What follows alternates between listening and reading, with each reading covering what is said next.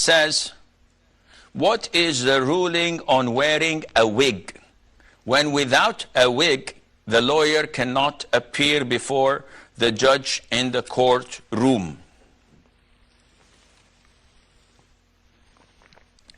This question has two parts. The first part on wearing a wig.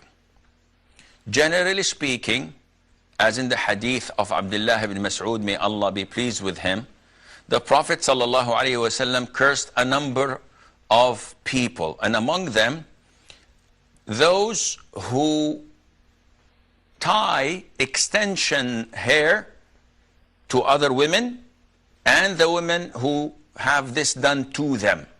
So the Prophet ﷺ cursed both the hairdresser and the client. Al-wasila wal-mustawsila. And from this hadith, scholars said that wearing a wig is even worse because extensions are attached to the normal hair. So people can see the normal hair but are deceived by these extensions. While in the case of a wig, it is totally concealed and something else appears to the people which does not relate to a woman's hair at all. So wearing a wig is haram, it's prohibited in this sense. And it's a major sin because whatever the Prophet ﷺ curses, or whenever Allah curses an act or a person, this means it's a major sin. What is the ruling on lawyers? See, some judicial systems, after being colonized by the Brits and by other European countries, they, until today, have this menace of imitation. Though they have freed their country, allegedly, from the colonial powers, yet they still are conquered and controlled mentally by them and remotely. So you find the judges wearing white curled wigs and special robes with specific color code. And they appear in a very funny way. And it looks, with all due respect, stupid. But who cares? This is the system and they want to follow it to the letter, even if people mock them. This case, wearing a wig to appear in a court or to work as a legislator or rather a lawyer, wearing a wig and such a costume, the scholars say that this is permissible because the intention of wearing extensions or having hair extensions is not there. And this wig is not worn as a wig, but rather as a head cover or as a costume. So the need of deceiving people does not appear to be present, and it seems that this is permissible as long as the job necessitates it. However, in such courts, we have to be careful from something that is even more serious than wearing a wig.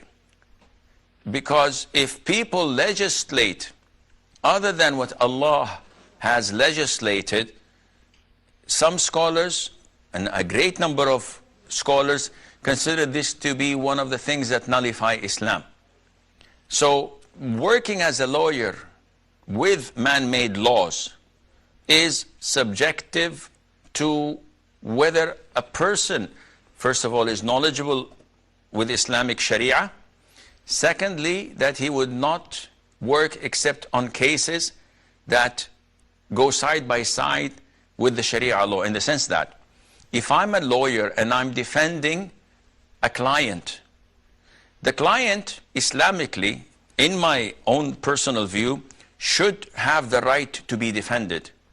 So Islamically, if he is a murderer and I'm defending him to make him skip death row, my job is haram, my earning is haram, because I know that he's a murderer. But if he is, for example, a woman oppressed and seeking divorce.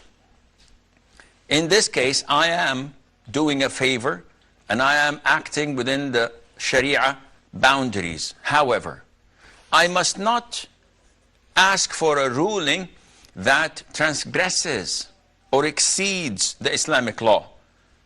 In Islam, for example, I can ask for divorce, for separation, for khul', depending on the situation. But in Western countries, in kafir countries, they sometimes give half of what the man owns, half of the man's wealth, to his divorced wife. So, according to the evidences and the case and the situation, I can do that. But according to Islamic law, this is transgression, it's haram. So I must not assist on such a thing. Yes, if there is an allowance for the period of iddah that she did not get, if he spent like 6 years and he did not spend a penny on her or on her children as maintenance, and he did not provide for them, all of this is back pay, a debt on the husband. I can ask for that. I can bargain for that, but not to take more than what Islam gives to them, and Allah Azza wa Jal knows best.